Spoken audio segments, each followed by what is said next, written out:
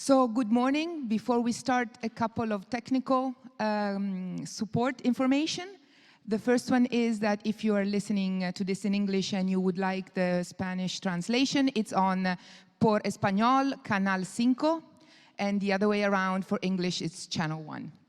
So it's a pleasure for me to be here and introduce today the idea, and the topic of today's discussions and insights is going to be as design as a value generation for the fashion industry, and what better place. I am going to, of course, introduce Mr. Pascal. Mr. Pascal is president of ITEX, which is the Textile Research Institute, and also vice president of Treball, if my pronunciation is correct, which is the Association of Textiles Employers in the Community of Valencia, and also advisor to the Agrupación Textil Alcoyana.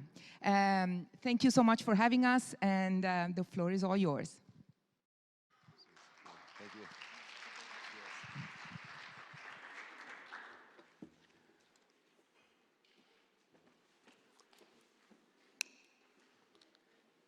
Well, hello everyone.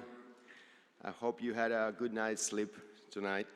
After we have a very good schedule for 2 days of a great opportunity for all of you to meet each other and cooperate. Well, as president of ITEX, the coordinator of this initiative, I would like to welcome everyone to the opening session of this Info Day that focuses on design as value-added generator in creative industries. This event is taking place in Valencia, which represents a region of creative artists and artisans who have kept alive their cultural traditions. A region which is also home of competitive companies in the clothing and interior decoration sectors. A region that also promotes innovative products and services through organizational talent and the support of technical research and certification centers such as ITEX. Nowadays, the global challenges that entrepreneurs are facing demand, above all, local solutions with international scope, interdisciplinary collaborations, new technologies and materials, an early conception of design and function, and a desirable support of private and public institutions at all levels. Fortunately, today, thanks to the new digital era, the protagonists of this event, designers and companies, are equally capable to obtain access to a worldwide audience through e-commerce platforms and social media networks that provide funding, intellectual resources, and customers, all of them at a global scale. The aim of this Info Day is to present an outline of the trends and innovations in new business models, technologies and materials to provide competitive advantage both to designers and companies.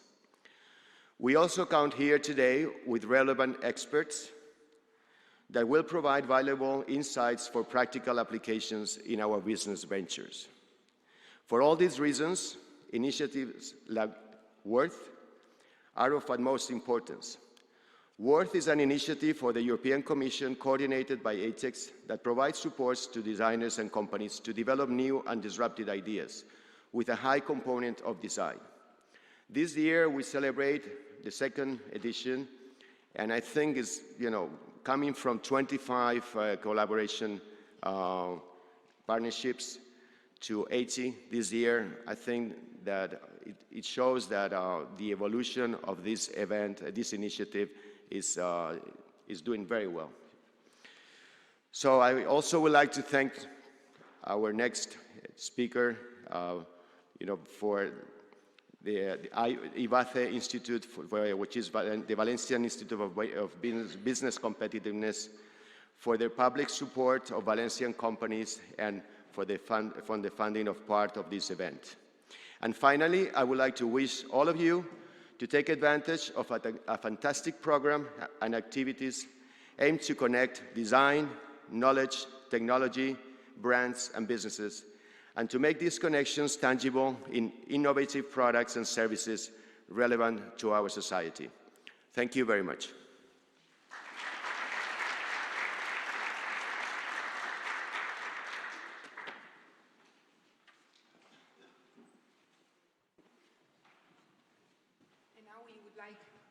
To welcome on stage Mrs. Compañes, who, as already Mr. Pascal said, is General Director of the Valencia Institute of Business Competitiveness, particularly supporting the management of industrial policy of the Generalitat and supporting innovation and entrepreneurship as long as sustainable development. Thank you so much.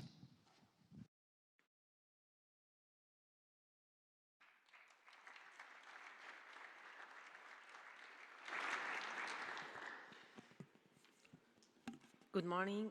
I'm sorry, but I prefer speaking Spanish. Presidente de ITEX, representantes de la Comisión Europea, empresarios, empresarias, diseñadores y diseñadoras procedentes de distintos puntos de Europa. En primer lugar, y bueno, como ya ha mencionado el presidente de ITEX, bienvenidos a la ciudad de Valencia, que, como todos saben ustedes, es una referencia de creatividad y cuna también de diseñadores gráficos, ilustradores, pintores, artistas y, en las últimas décadas, sede de algunas de las generaciones más importantes de diseños industriales. Al igual que ha realizado el presidente, espero que tengan una estancia agradable y gracias por acompañarnos en esta jornada organizada por el Instituto Tecnológico del Textil en el marco del proyecto INDIPRO.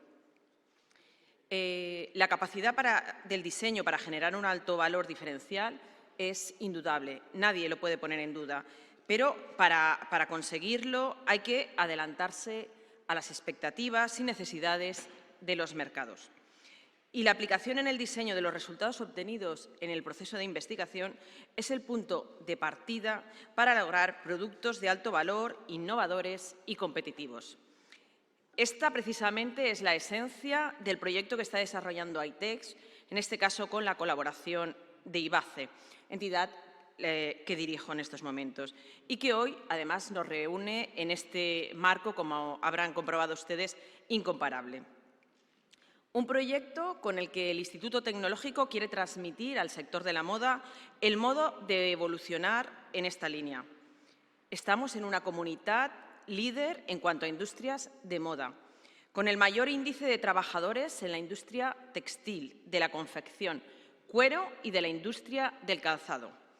Un sector que está en continuo proceso de transformación con una apuesta clara y rotunda por la sostenibilidad y la transformación digital, como también ha mencionado el presidente.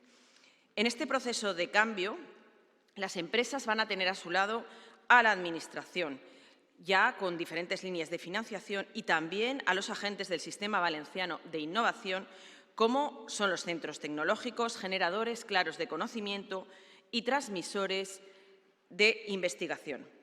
Desde el Instituto Valenciano de Competitividad Empresarial, desde el IVACE, que, como les he dicho, dirijo en estos momentos, impulsamos la inversión privada en I+D, en innovación, la evolución de los sectores productivos y la creación de empleo estable y de calidad en nuestras empresas. Lo hacemos a través de diferentes medidas que permiten incrementar la productividad de nuestras empresas mediante la mejora de sus niveles de innovación, favoreciendo a la vez la consecución de un impacto positivo en términos sociales, económicos, medioambientales y de empleo en la Comunidad Valenciana. En este cometido, para nosotros, para la Conselleria de Economía Sostenible, es fundamental el papel de los centros tecnológicos como ITEX.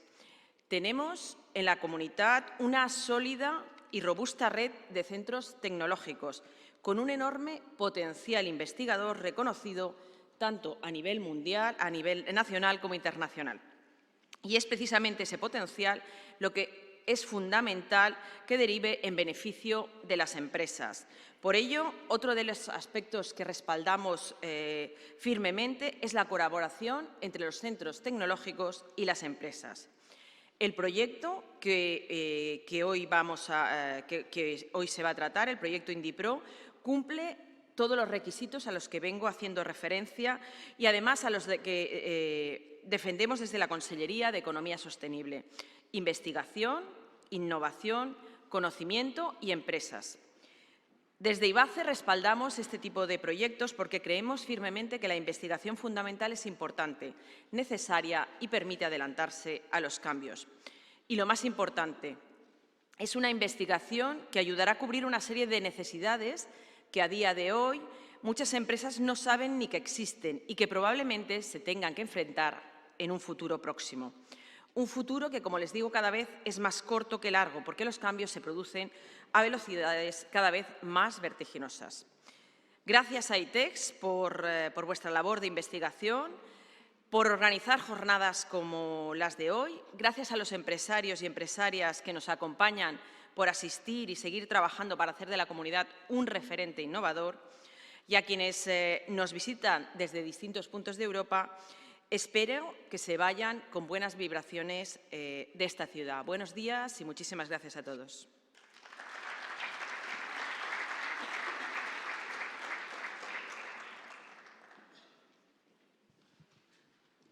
And we would like to welcome on stage now Ms. Silvia Draghi, who is Policy Officer at the European Commission on Tourism, Emerging and Creative Industries Unit.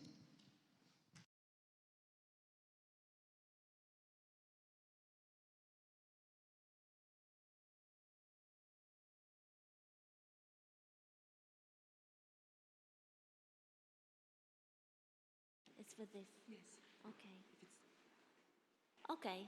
Does it work? Yes. Good morning, everybody. First of all, I would like to thank the organization, ITEX and the other member of the consortium that is implementing the Worth project for organizing this, for the hard work they have been doing for the last year.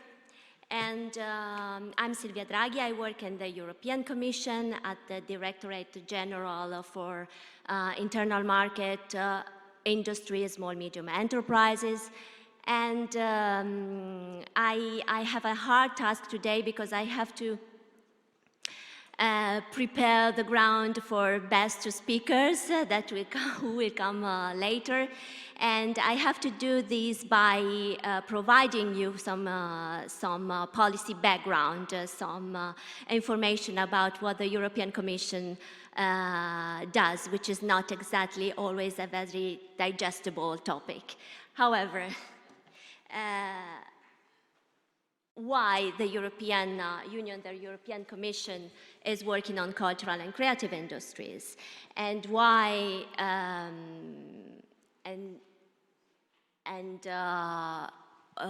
why, I mean, creative industries is if this event is about fashion, but because fashion, thank you, because this is too high for me, yeah.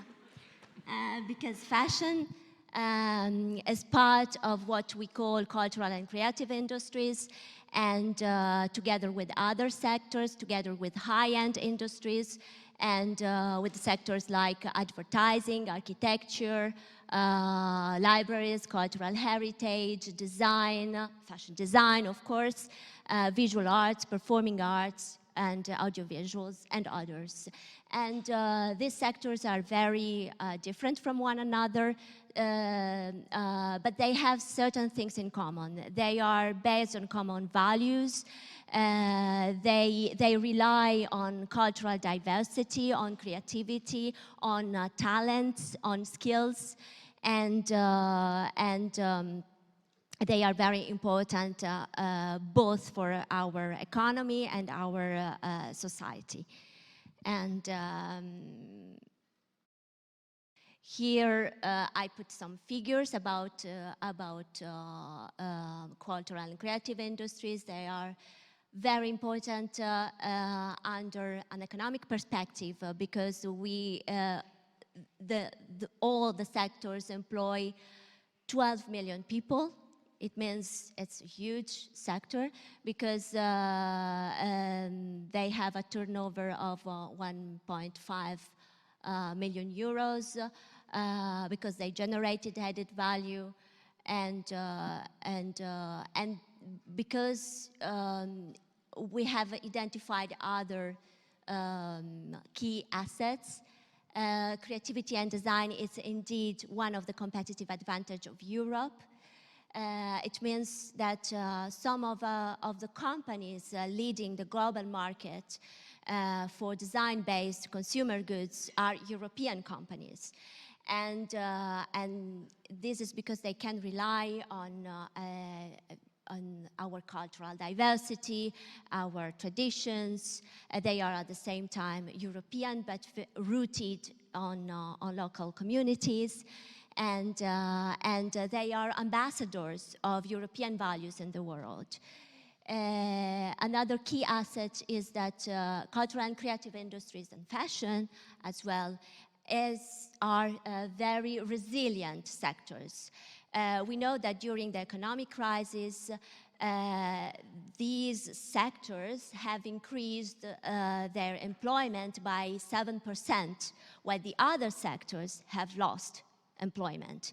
So it means maybe it's because these sectors are made of creatives and they know how to find solutions and they know how to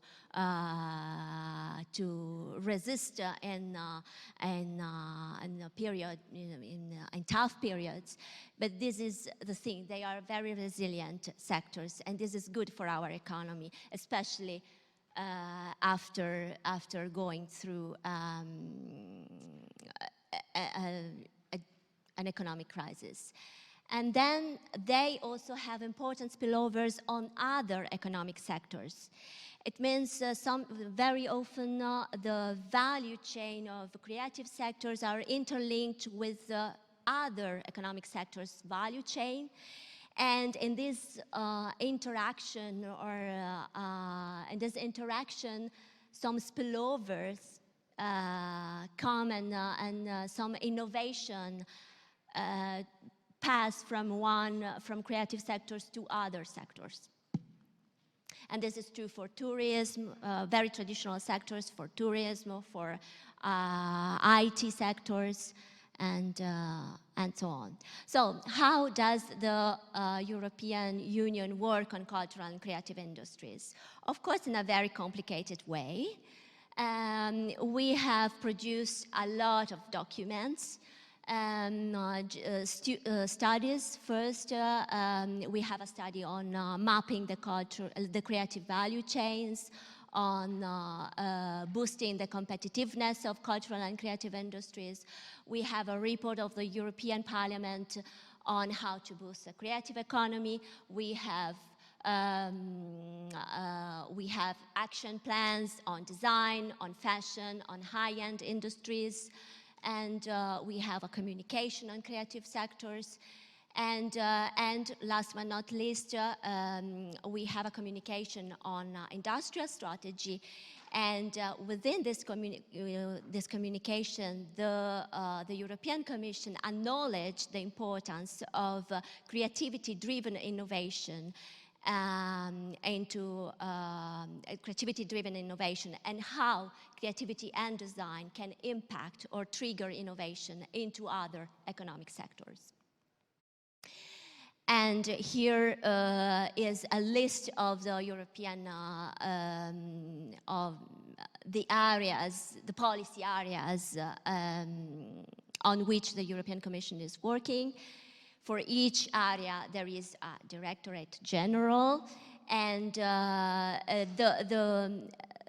highlighted ones are those that are somehow involved in developing policies for cultural and creative industries and for fashion. And of course, we have education and culture. They are more concentrated on the social value created by creative industries, while we are enterprise and single market, and we are more orientated to, or more interested in the economic value created by creative sectors. And we try to identify some challenges and give some responses. We don't have, how to say, an exclusive competency in these fields.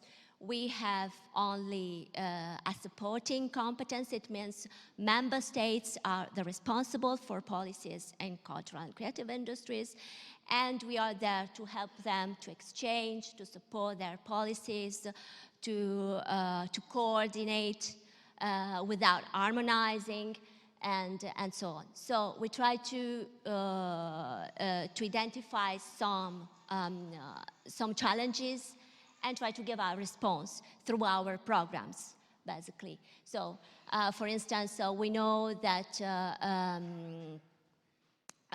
design-based goods are easy to counterfeit, and so we try to put in place policies for the IPR protection.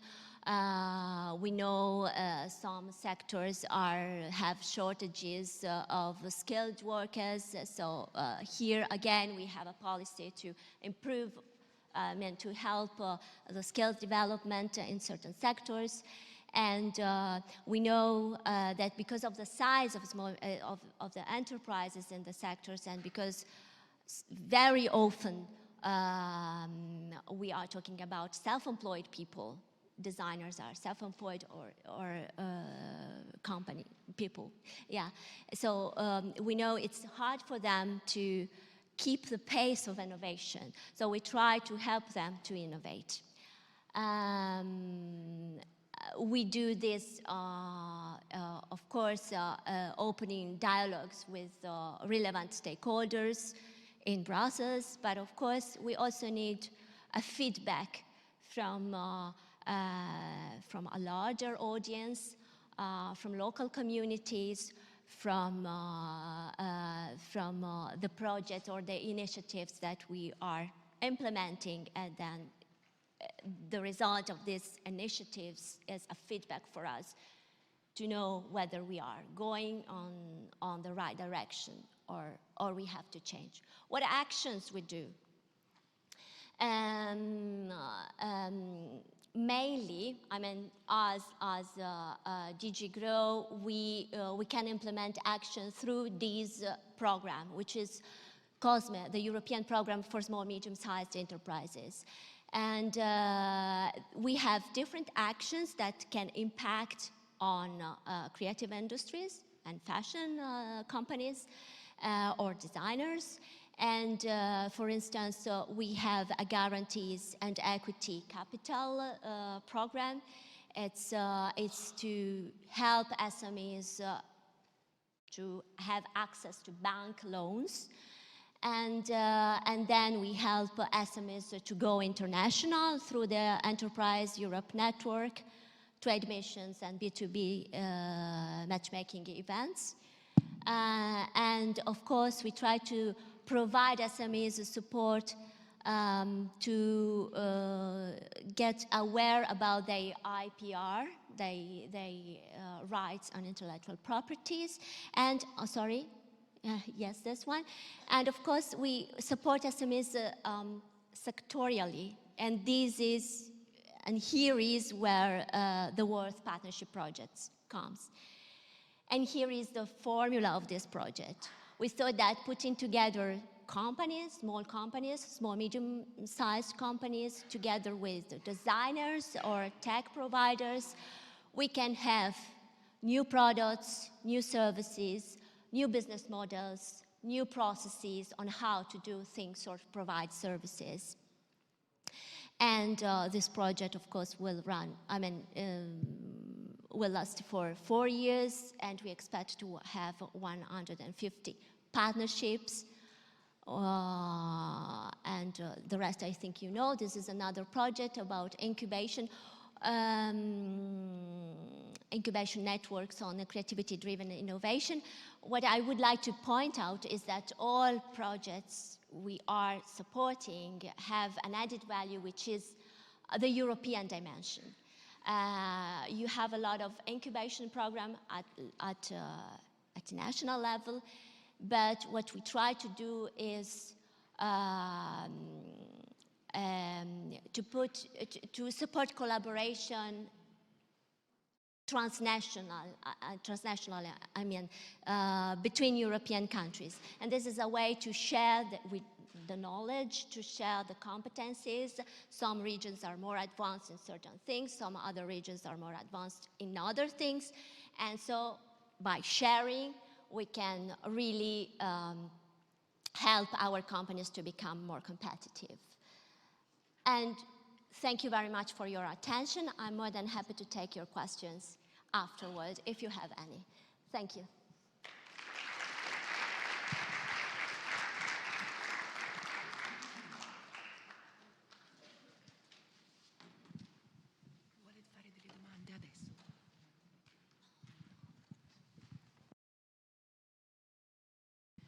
Okay, well, thank you. We are just waiting a few minutes for Mr. David Parrish. I want to thank our wonderful institutional speakers this morning, Mr. Pascal, Ms. Campagnes, and Ms. Draghi, for giving us an overview and insight on what today is about and what is happening at local, national, and international level related to the creative industries and all of the sectors that have spillovers from such industries. We've heard of the importance of creativity-driven innovation. We've understood that the role and the connection and dialogue between creativity and technology is key for heritage and as well as for innovation and for cultural development and sustainable development as well, of course.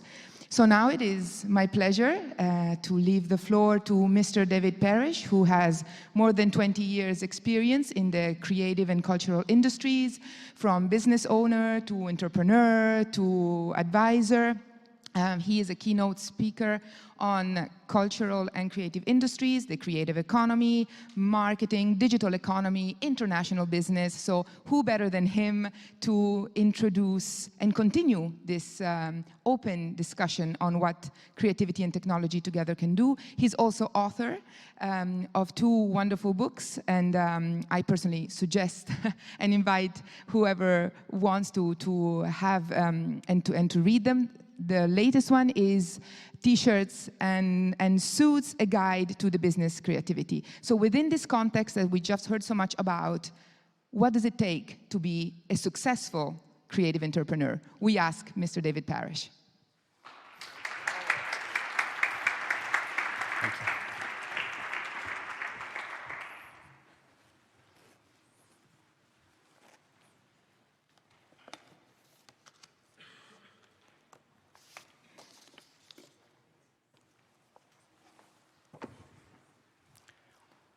Friends, let me tell you a story. Some 10 years ago, one morning in my home, I got up about 6 o'clock in the morning, made myself a strong coffee, and while I was waiting for the caffeine to kick in, I went online to browse the news, and I also went online to check my online bank account. And in the bank account, I found a deposit of several £1,000s, which was not mine. I didn't put it there. I wasn't expecting any money to come in. Clearly, this was a mistake by the bank. And this gave me a moral dilemma. When it came to 9 o'clock, what would I do? Would I ring up the bank and say, "This is not my money, please take it away"?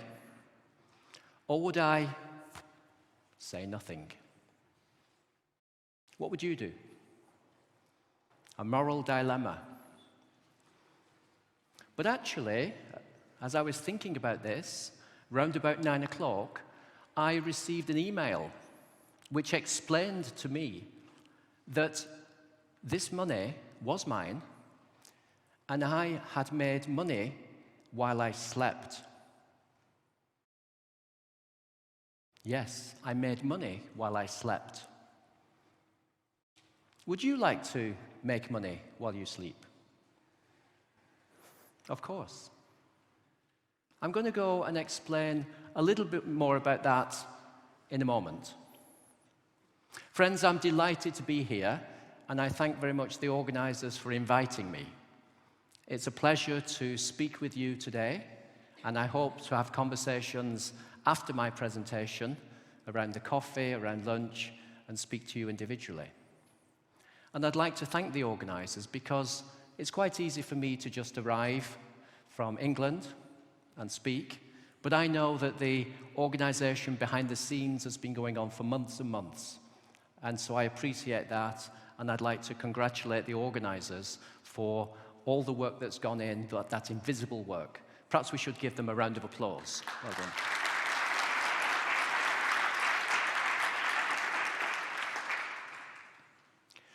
I'm going to speak with you for about 30 minutes, and I hope that that provokes a discussion. That then we have a dialogue where you can make your comments, share your experiences, perhaps ask any questions, and we can learn from each other. But for the moment, I'm going to share with you some ideas that I've learned about creative entrepreneurship from my own experience of setting up businesses and growing businesses, making lots of mistakes and having some successes, and from working with creative enterprises in more than 50 countries around the world. And so I'm going to talk about how to make money while you sleep, about creativity in the studio and the office, how to create your own unique business formula, and then what I mean by T-shirts and suits, which is a metaphor for T-shirts being the creative people and suits representing smart business thinking. Because if we bring those two things together, we can be successful creative entrepreneurs, successful both creatively and commercially. But I must emphasize that we have to be creative not only in the studio, but also in the business office. And as I travel around the world and I meet creative people, the things they do in their studios are amazing. They might be fashion designers, animators, making computer games, making videos. They might be architects or musicians or artists. And what they do is amazing. But somehow, these same people, when they walk out of the studio and into the business office, it's as if they switch off their creativity, switch off their enthusiasm, and switch off their intelligence, and then they have to do the boring business side of things. That is often their attitude. But I know that we can use our creativity in a different way. Maybe you don't call it artistic creativity, but we can be creative about how we do business. We can be imaginative about the way we raise finance, the way we enter into partnerships, the way we contract, the way we deal with marketing and customers. All these aspects of business we can do in different ways, in creative ways, in order to deliver the objectives that we want to achieve in accordance with our values and our mission. Going back to my story, what I received in that email was my first ever statement of royalties for my book. Because the year before, I'd written a book called T-shirts and Suits, A Guide to the Business of Creativity, which of course is intellectual property. I downloaded my knowledge into a product which is protected by intellectual property rights and has value in its own right. So I was no longer a laborer only earning money from what I can do while I'm awake, but the product of my labor, of my creativity and my ingenuity, the book, was earning money for me through sales. And that's how I was able to make money while I sleep. And so we're talking there about licensing, about the licensing of intellectual property. And we need to be aware more about intellectual property. Frankly, I'm a little bit disappointed in my own country and other countries about how little creative people know about intellectual property rights. We really need to know more. We really need to use intellectual property rights, not only to protect ourselves from having our ideas and our products and services stolen, but also so that, more positively, we can make money while we sleep. And I know other people are going to be talking in more detail about intellectual property rights, about copyright and design right, and trademarks and patents. This guy at the top is a young man called Guilherme Marconi, whom I had the privilege to meet when he came to my workshop in the city of Nova Friburgo in Rio de Janeiro state in Brazil. This guy is a commercial illustrator. You can see from his iPad some of his work. If you saw it in more detail, you would recognize it, because he does commercial illustrations that are used by Vodafone, by Nike, and other big corporations, Coca-Cola and others. And he's a one-person business, working from his back bedroom in Nova Friburgo. But he's smart. Not only is he a professional illustrator, but when Coca-Cola want to use his work and they want to buy it from him for a lot of money, he says, no, no, no, you can't buy it. It's my intellectual property. I'm going to keep it. But I will rent it to you. I will give you permission to use it, maybe for one of your stores or an advert, in exchange for a licensing fee of many thousands of dollars. And then when they want to use it for a second year, they have to pay him again. And if they want to use it for packaging, they have to pay him again. And in this way, he makes money while he sleeps. And the article I wrote, which is on my website, is called "Don't Sell It, Rent It." Because sometimes, not always, but sometimes we can make more money by holding on to our intellectual property rights and licensing them, shall we say, renting them to other people to use.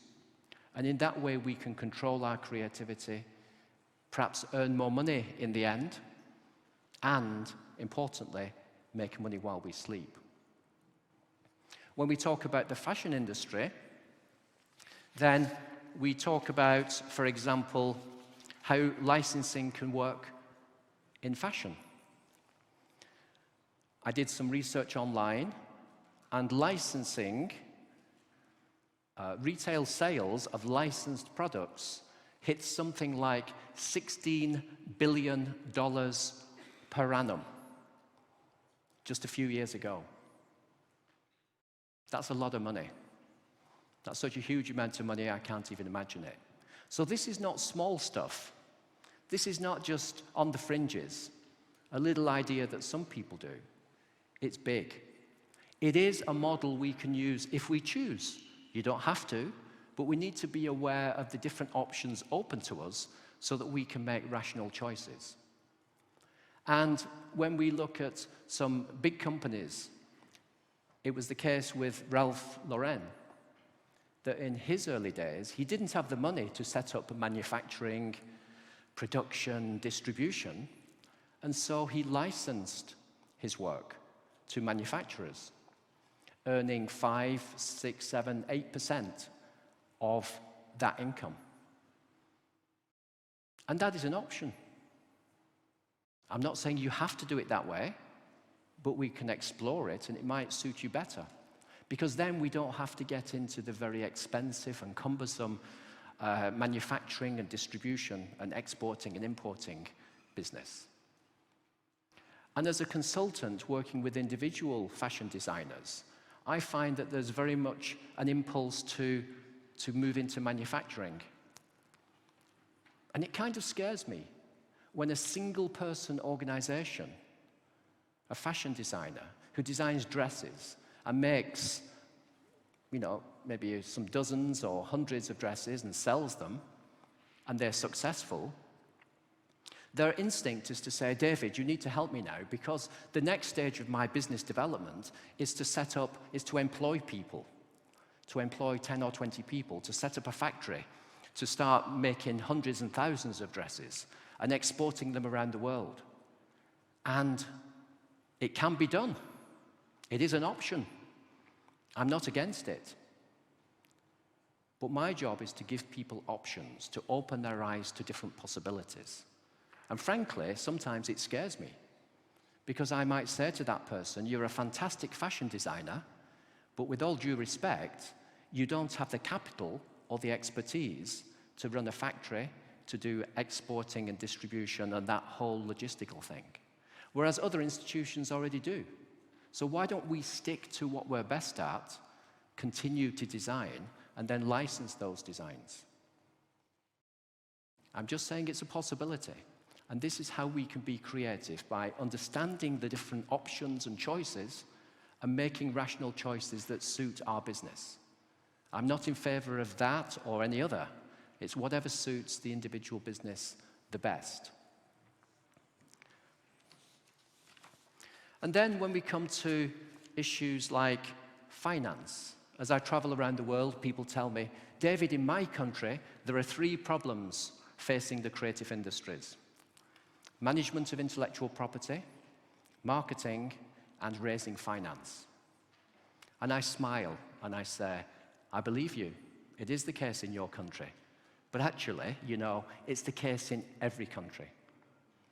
So when we come to raising finance, it's difficult. We had a discussion yesterday evening over a glass of wine about how banks and financial institutions often find it difficult to lend or invest in creative enterprises for various different reasons. And the world is changing. But it's also changing for the better, because we now have options for raising finance through crowdfunding. And I'm sure you all know about that. But it's another interesting option which can be used in many of the creative industries, including fashion. And perhaps you can't see the details there, but the first one is a cycling jacket, which is funded through Indiegogo, and they've raised $169,068 US in that example there. And then top right is Crowdfunder, where a UK brand called People Tree has raised money, finance from the crowd internationally for their products. And thirdly, Kickstarter, one of the most famous crowdfunding platforms. There's an example of adorably hip sweaters that have been funded through crowdfinance. So it's an option. We need to be aware of these options. There are many, many different ways that we can do business.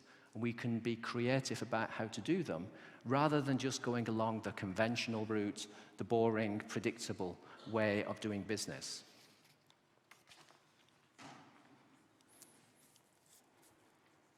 Let me tell you something else about me. I have apartments. I'm lucky. I have apartments in Auckland, New Zealand, Copenhagen in Denmark, Casablanca in Morocco, and Tromsø in Norway. Aren't I lucky? Well, not quite. Because I don't need to own those apartments. I just rent them when I need them through Airbnb. And I'm sure you've done the same. Isn't it wonderful? Isn't it amazing? What they call the sharing economy. We don't need to own stuff outright. We can rent it. Even e-books, I can borrow, read, and return. We're now in the world of the sharing economy. And how does that then apply to fashion? Again, you're experts in fashion, you will know perhaps already. But in the sharing economy, I found 3 websites that allow you to rent highly fashionable clothing for short periods. Top is Armarium, bottom right, Rent the Runway, and the shoes at the bottom are from Style Lend. I'm not saying you have to do it that way, but please be aware of the options. Let's think imaginatively about how we do business. This business model might suit your objectives and your values. And frankly, the reality of not having a lot of money right now. Crowdfunding is useful. The sharing economy can be used. And we can find ways to develop and grow our businesses without being dependent on the conventional, old-fashioned methods. And so, if we are smart and we combine our creative talent and passion with smart business thinking, we can then go on to create our own unique business formula. This is not a business plan. Business plans can be useful later. But before we write a business plan of 176 pages, we need to get the basics right, the foundation. Just like before you build a tall building, the foundation has to be rock solid. And that rock solid foundation is what I call the business formula. And it's made up of 3 parts. The first is your creative passion. What is it that you're good at? What is it that you care about? What are your talents? What is it that gets you up at 6 o'clock in the morning to go to work because you love it? We need to be aware of that. Not only because it makes your life happier, but also because it drives the business. And if I were your boss, I would want to make you happy, giving you the work that you're talented to do, but it would also be in my self-interest to have you do what you're passionate about. So that's the starting point. And that's what most people understand. And that is necessary, but it's not sufficient. We need more than that. We need to understand our competitive advantage. And there's a long article on my website you can find about this. And I could talk about it more, but very briefly, when I act as a consultant, I ask 2 questions. What are you good at? And fashion designers might talk about different clothing or different aspects of what they do. A photographer might talk about different kinds of photography, etc. And that's useful to know. What are you really good at? But my second question is, what are you good at in relation to competitors? And that is a very different question. Because if you're a photographer and you are fantastic at landscape photography, but millions of other photographers are also fantastic at landscape photography, and most of them are better than you, you don't have competitive advantage. But this same photographer might say, well, I also do abstract photography. I don't think I'm quite so good. But if everybody else is far worse, you have competitive advantage. And when we look at these 2 questions, what are you good at? 1, 2, 3. And then look at what you are good at in relation to the competition, oftentimes the answers are reversed. So we need to be aware of the world out there. We're not working in an isolated bubble in a vacuum. We are competing. So we need to find our niche and how we can outmaneuver the competition. It's a crucial element of business strategy. The third element then, number 2 here, is about choosing the right customers. And my second marketing book, which I should mention, Chase One Rabbit, Strategic Marketing for Business Success, is all about strategic marketing. In other words, marketing is not trying to sell to everybody.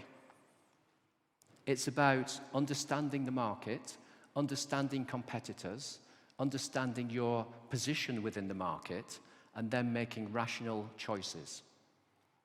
And it frightens me as a consultant when I say, who are you selling to? And they say, oh, everybody.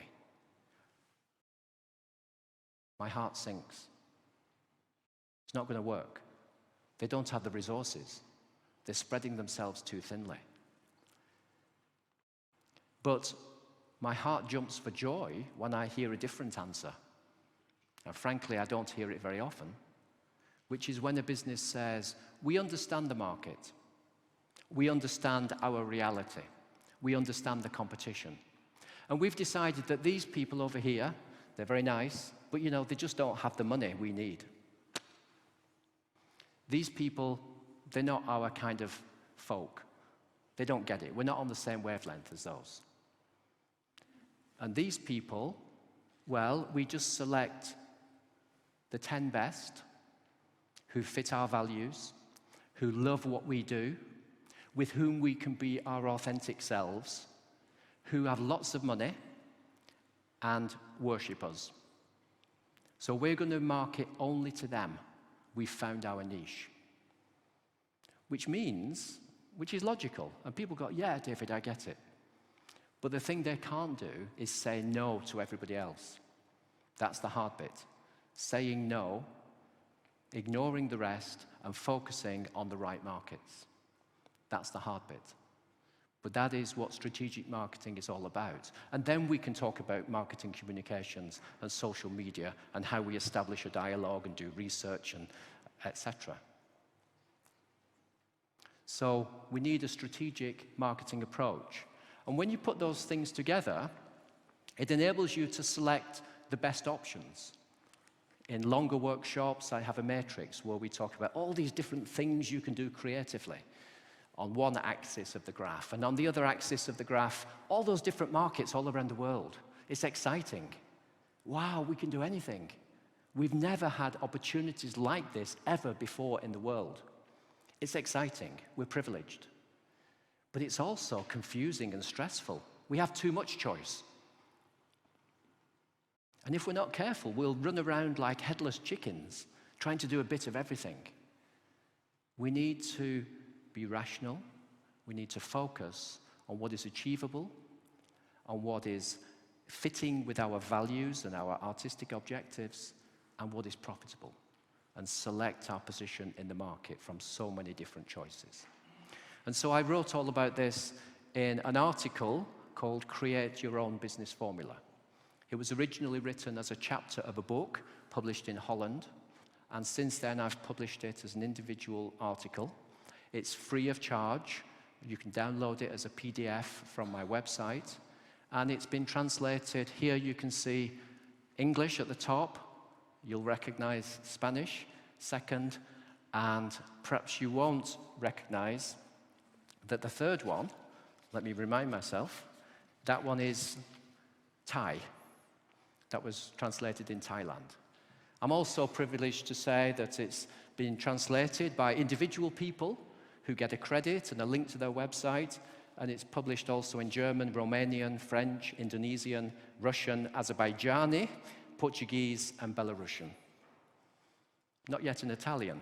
So if you have any volunteers or any other languages, let's publish it, let's share this with other people. It's only 3 pages, and it summarizes what I'm saying about how to create your own unique business formula by combining your creative passion with smart business thinking and being imaginative about how we do business.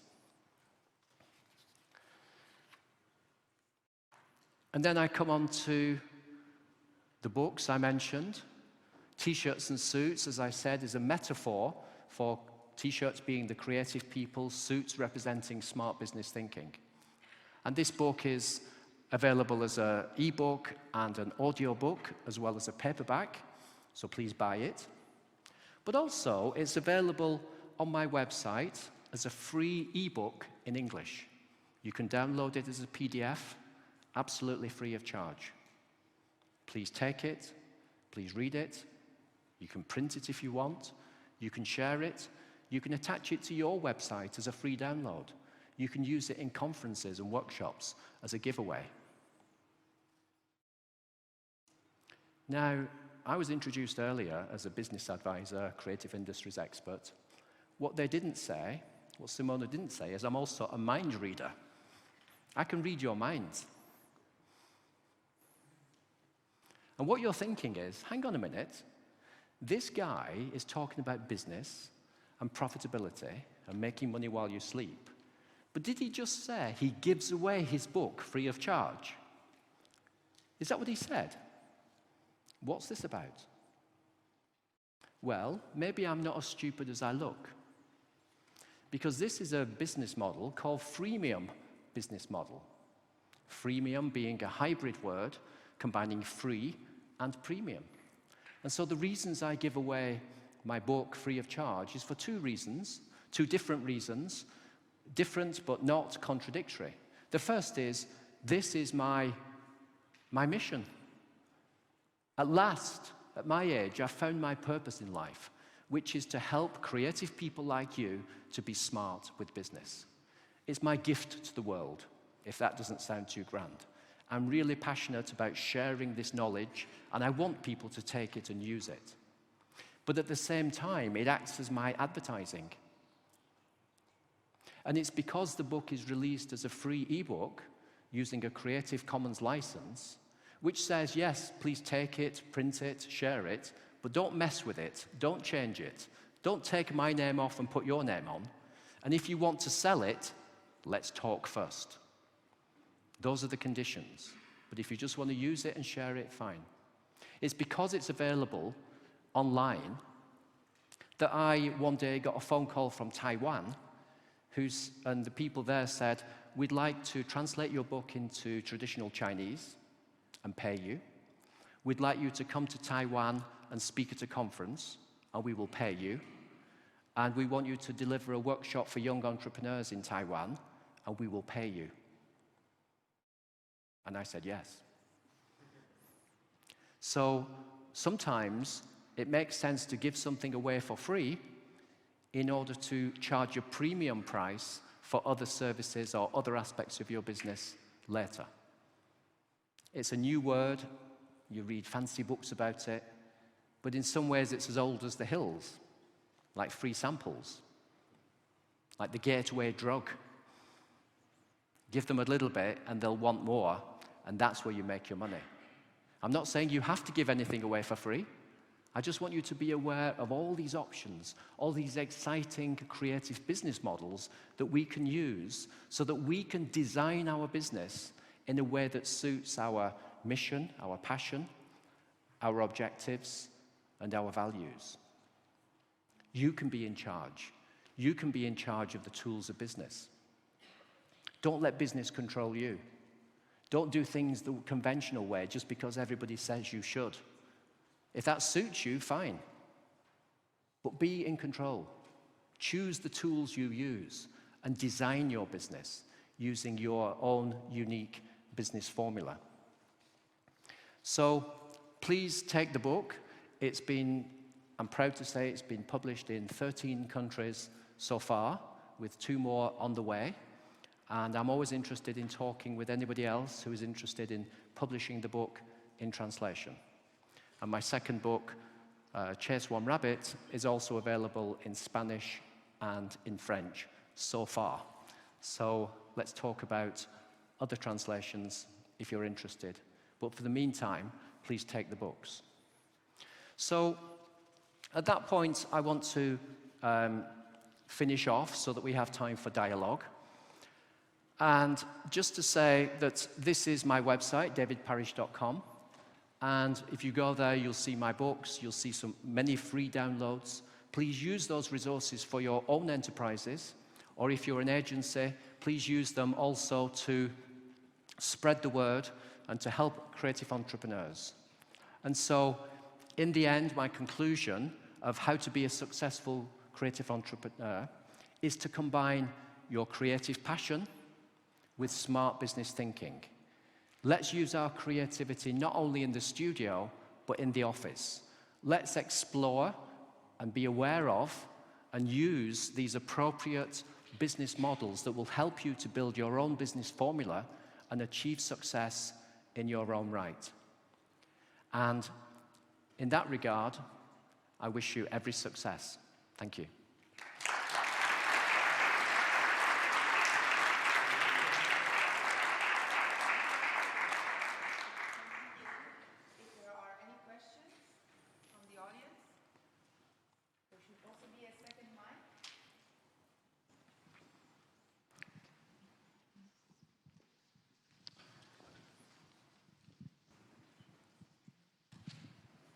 Thank you very much for the interesting lecture. I have 3 short questions.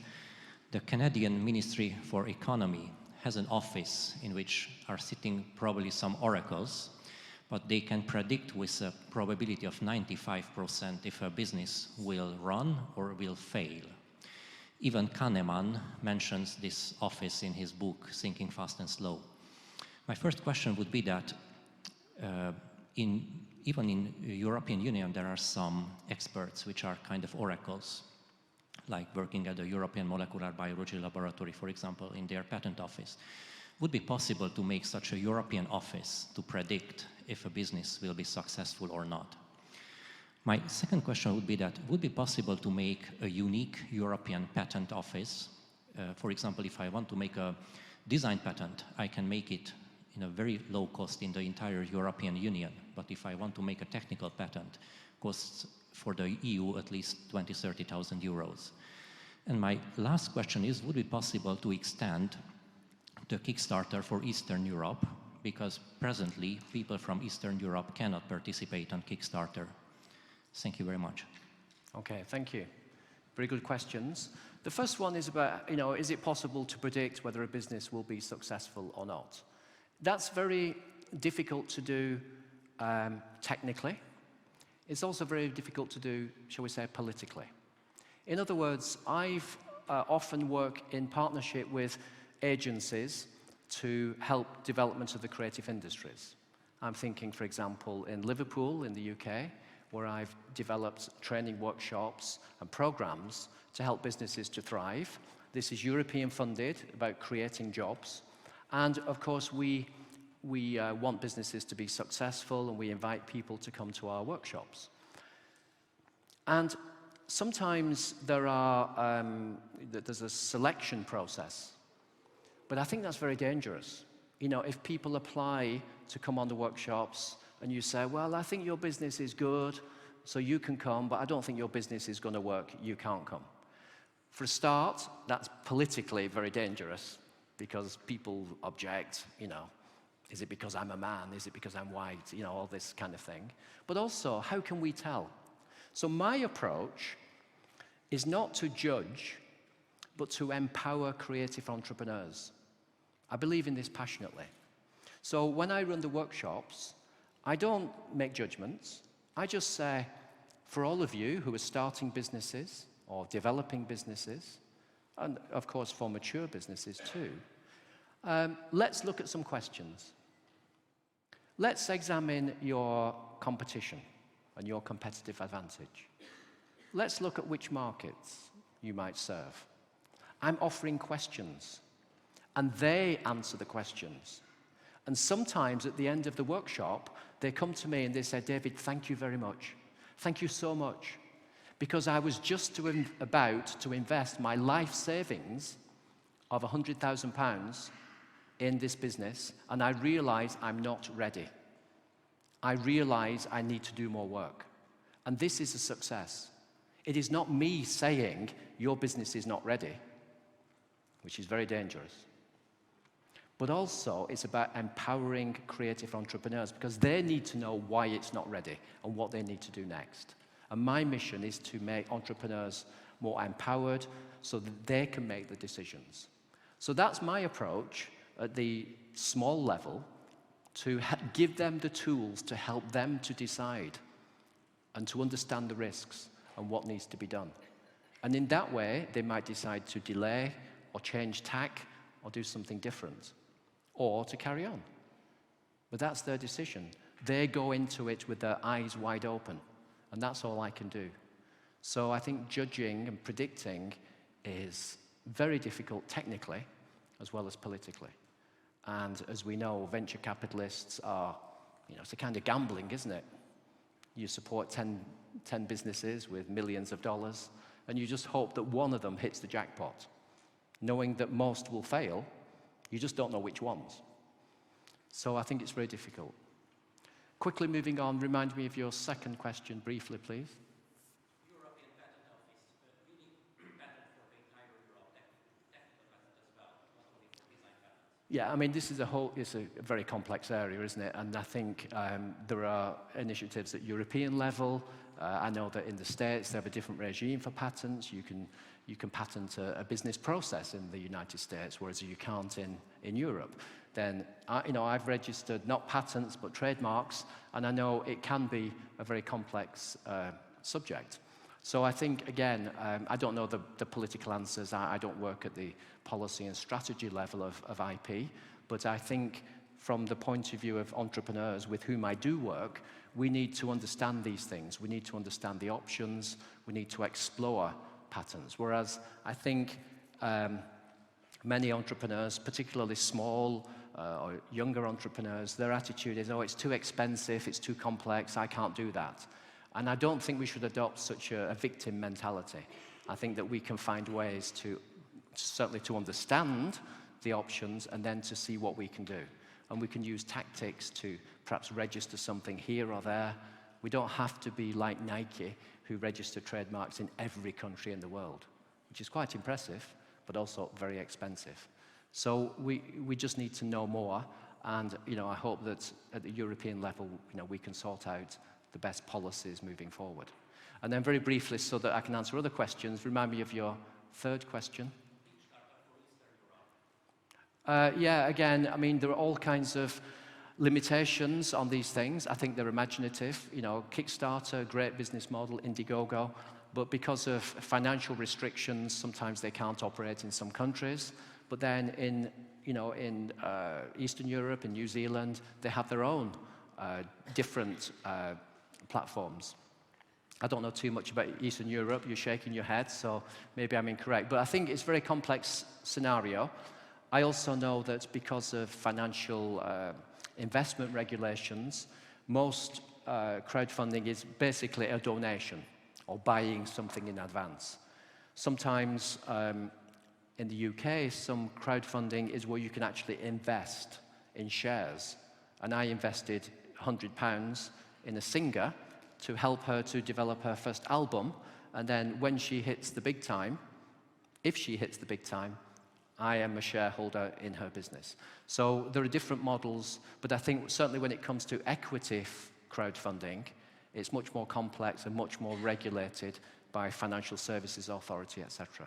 So it's a huge area. I don't claim to be a technical expert in all the different financial regulations around crowdfunding. All I say is that from the level of creative entrepreneurs, we should explore what the options are. If it doesn't suit us, if we can't find the right thing, that's unfortunate. But we can, at least we can be aware and explore and put together a business formula based on what is available, as well as perhaps campaigning for better regimes in the future. So I wish you luck with your work, sir. I think there was certainly one question here and perhaps others. Right.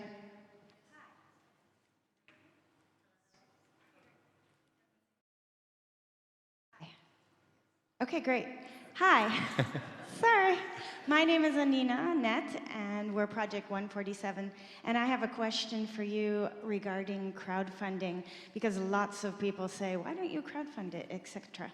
But when one has limited resources, today the days of, oh, I'll just do a Kickstarter are kind of gone, to be honest, because now you need to pay a PR company $10,000, and you need to have a social media plan, and actually Kickstarters from all the people that I've talked to are actually loss leaders, because they have to, A, pay out so much to actually do the Kickstarter today. Otherwise, just in the fence of doing $1,200 in Facebook ads to get your Kickstarter going. So when making a decision, when one has limited abilities, and I have to choose, am I going to invest $10,000 in a Kickstarter, or am I going to take that 10K and I'm going to do a first run of my product and just try to sell it and get market feedback? What is your advice for, analyzing these types of situations regarding one's resources? Mm-hmm. Well, very good point, and I agree with you that it's much more complex nowadays, and it's not a magic bullet, it's not just a magic answer. And I think the point you said about analyzing the different options, analyzing the situation, we have this limited resource, do we invest it here or there? That's what business is all about. That's what we need to do, and that's what I do with individual businesses as a consultant. We sit down and look at their options. When it comes to intellectual property, for example, do we register a trademark, which is not too expensive, but if we register a trademark, do we do it in one country or European-wide? You know, so we have to balance what is theoretically possible and what we can actually afford to do. That's the issue. That is right at the heart of business. That's what makes it so difficult, but also so exciting. You know, this is what it's all about. And similarly, when it comes to crowdfunding, I think we have to, you know, I'm certainly not saying, everybody, please, tomorrow, do a crowdfunding campaign. All I'm saying is be aware of it and explore it. And I've done the same. Because, as you see, I've written 2 books. I thought, wouldn't it be cool if the 3rd book could be funded through crowdfunding? Nice idea, David. But then when I looked into it, you can't just put up, you know, a page. You have to at least do a video, and as you say, you have to get into PR and all the rest of it. And that's actually made me hold back, because I also am a business, and I'm thinking, is this a priority? Is this the way forward? Right now, maybe in the future. But I think crowdfunding also connects to other things, about building a tribe. And if you have already a following, it's much easier to get them involved. And I think I have a little bit of a following after all these years, so in that sense, I might have some advantage. I think it's extremely difficult if you're starting, you don't have contacts, and because there's so much competition for crowdfunding, you know, it's very easy to just publish a page and nothing happens, even if you invest in a video and some PR.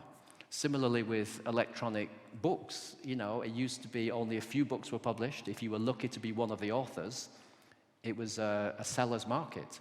Now anybody can publish an ebook, and it's easy to drown in the, you know, the vast ocean of millions of ebooks. So how do you make yourself distinctive?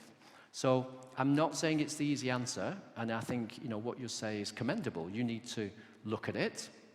You don't just jump in, you look at it, you assess it, and you decide, is it the right way for me? What are the priorities? What can we afford?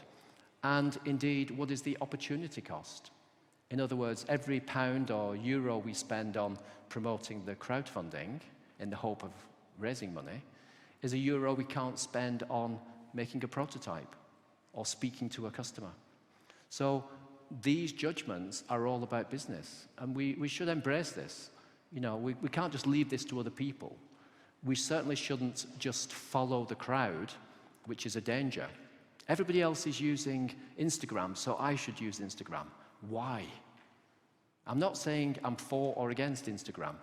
I want to empower each individual creative entrepreneur to make a decision rationally for themselves. And when they say, I've decided not to use Facebook, not to use Instagram, or not to do a crowdfunding campaign because I respect that. It's too easy to tell other people what to do. And although I'm a business advisor, I often don't give advice because people come to me stressed and overburdened by the advice they've had from other people.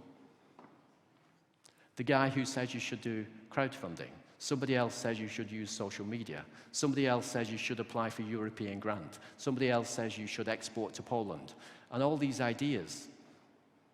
You have to decide, and my job actually is to work with people like yourself and unburden you, help you examine these different options so that we can choose the best in order to focus on what is right for us. And as I said earlier, business is about saying no. It's not about trying to do everything. And if you rationally decide, crowdfunding is interesting, it works for some people, but right now, for me, it's not a priority. That's a rational decision, and I would support you all the way. And just one more thing about crowdfunding. Some years ago, I spoke at a conference for the Ministry of Culture in Santiago de Chile, and I gave a talk about entrepreneurship, and one of the other speakers was the managing director or president of Indiegogo. And so I didn't steal his thunder, I just mentioned crowdfunding a bit, and obviously he said a lot more. But one point he made that I hadn't realized until then is that crowdfunding can be a really good way of market research, of testing the market.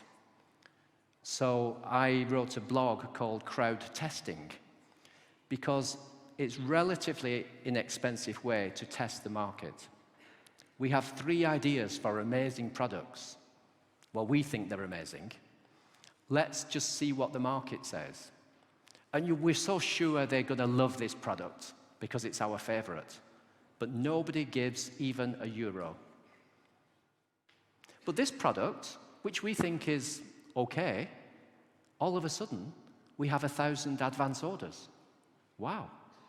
So it's a way of testing the market relatively inexpensively. Though I do take your point that nowadays, you can't just go in without investing something, certainly in time, and probably significant money as well, to run an effective crowdfunding campaign. So it's part of the landscape, something we should explore. It's not always the answer, and I certainly don't have simple answers or standard answers for everybody, because every business is different, and that's why you create your own unique business formula. And you have to be strong and stick to it. When everybody else is doing something else, we are social animals. We want to run with the crowd. And it's very difficult to say, they're all on Instagram, but I'm not. They're all doing crowdfunding, but it's not right for me. You have to be strong. So be strong and good luck. We have time for just a very short third and final question. So it's to you. Thank you. You've been mentioning about something which is like hiring versus buying. We still have, I think we are still a society that believes in tangible things. And moving into creativity, my question that you've been, working around the world is how ready are companies to pay for ideas? Because at the end of the day, what they want is a dress, a drawing, something that is tangible, but how ready they are to pay for ideas, which definitely in this country is not happening. And some people have amazing ideas. They just don't know the industry, but it's who is in the industry who has to take that and make it work. So that's my question. Yeah, good question. And I should say, I'm happy to answer questions all morning, but I realize there's a time limit. So at a certain point, probably after this, they're going to pull me off. But if you have any other questions, you can catch me in the coffee break or lunchtime later. The first point to make is that ideas are not enough. I wrote about this, and it's actually not just me saying it, but a billionaire British businessman who died recently, Felix Dennis, who said ideas are not enough. It's the execution of the ideas that is the difficult bit. So, of course, we need lots of ideas. Ideas are valuable, but it's only when we put them into some kind of business model or make them work in a business sense that we can commercially develop them. So that's the hard bit. And some people say to me, David, I'm an ideas guy. I just want to sit in the pub and have ideas and let other people do the hard work of developing it into a business. Well, good for you, but that's not the deal. And that's why we shouldn't be too frightened about people stealing our ideas, because, even if they overhear your secret idea or hack your computer, have they got the ability to implement it? And that's where it gets difficult. So I think people are not willing to buy just the idea. It has to be something more. It has to be a business model. It has to have an idea with some product or service and probably some initial customers. And also, from a slightly technical point of view, and other people will talk more about intellectual property later over these 2 days, you can't protect an idea as such. It's only when the idea takes form that we can protect the format. So if I have a discussion with you at lunchtime about the novel I'm going to write, about this guy who travels around the world with 3 passports, masquerading as a business consultant, but actually he's 008, this is my next novel. You know, you could take that and write it better than me. I can't say that was my idea. But if I show you the first 3-4 pages of my novel and you copy them, that's a breach of copyright. So we can't really protect an idea. It's only when the idea takes form as choreography, as music or literature or computer code that we can protect it. So it is difficult to sell just ideas because that's only the beginning. Ideas are necessary but not sufficient. It's the execution of the ideas, putting the idea into a business system is what makes it valuable. It might be other people can do that better than you, so there's a negotiation. But you're right, just the idea and selling an idea is very difficult, and I don't blame people for not just wanting to buy the idea because there's still so much work yet to be done. So I hope that answers your question. I realize I'm out of time. I'll leave it at that. I'm happy to answer any other questions or to have discussions with you. And as I said at the end of my presentation, as creative entrepreneurs, I wish you every success. Thank you.